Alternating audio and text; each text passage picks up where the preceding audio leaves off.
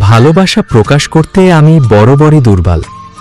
কেউ যদি আমাকে জিজ্ঞেস করে, তুমি কি কখনো কাউকে সত্যি ভালোবেসেছ, আমি 1 সেকেন্ডও না ভেবে বলবো হ্যাঁ। কিন্তু যদি জিজ্ঞেস করে, তাহলে তাকে কখনো বলেছিলে, সেখানেই আমি থেমে যাই। কারণ আমি ভালোবাসতে জানতাম, প্রকাশ করতে জানতাম না। আমি সবসময় বিশ্বাস করতাম যে মানুষটা সত্যিই আমাকে বুঝবে, সে আমার না বলা কথাগুলোও একদিন বুঝে নেবে। তাই ভালোবাসি বলার বদলে আমি খোঁজ নিয়েছি, খেয়েছ বলে যত্ন নিয়েছি, রাগ করলে চুপচাপ অপেক্ষা করেছি, অভিমান করলে দূর থেকে প্রার্থনা করেছি। আমার ভালোবাসা শব্দে ছিল না, ছিল আচরণে।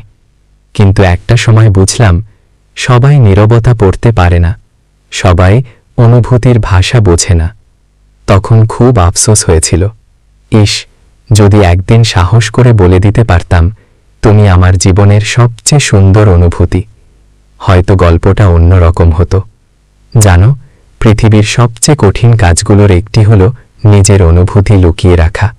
ভেতরে ভেতরে একজনের জন্য পুরো পৃথিবী সাজিয়ে রাখা, আর বাইরে থেকে এমন অভিনয় করা যেন কিছুই হয়নি। আমি সেটাই করেছি। হেসেছি, কথা বলেছি, সবার সঙ্গে স্বাভাবিক থেকেছি, কিন্তু প্রতিদিন একটু একটু করে ভেঙে গেছি। কারণ যাকে ভালোবাসতাম, সে কখনো জানতেই পারল না তার জন্য কেউ একজন নীরবে এতটা অনুভব করে। আজও যখন তার কথা মনে পড়ে, কোনো অভিযোগ আসে না, শুধু একটা আক্ষেপ আসে। আমি যদি একটু প্রকাশ করতে শিখতাম, হয়তো আজ এই গল্পটা অসম্পূর্ণ থাকতো না। তবে একটা জিনিস এখনো বদলায়নি, আমি আজও কাউকে ভালোবাসলে চিৎকার করে বলতে পারি না। আমি আজও শব্দের চেয়ে যত্নকে বেশি গুরুত্ব দিই। আমি বিশ্বাস করি, সত্যিকারের ভালোবাসা দেখিয়ে দিতে হয়, প্রমাণ করে নয়। তবুও কখনো কখনো কিছু কথা বলাও খুব জরুরি, কারণ মানুষ হৃদয়ের ভেতর দেখতে পায় না, সে শুধু শুনতে পায়, দেখতে পায়। অনুভব করার সুযোগ পেলে তবেই অনুভব করে।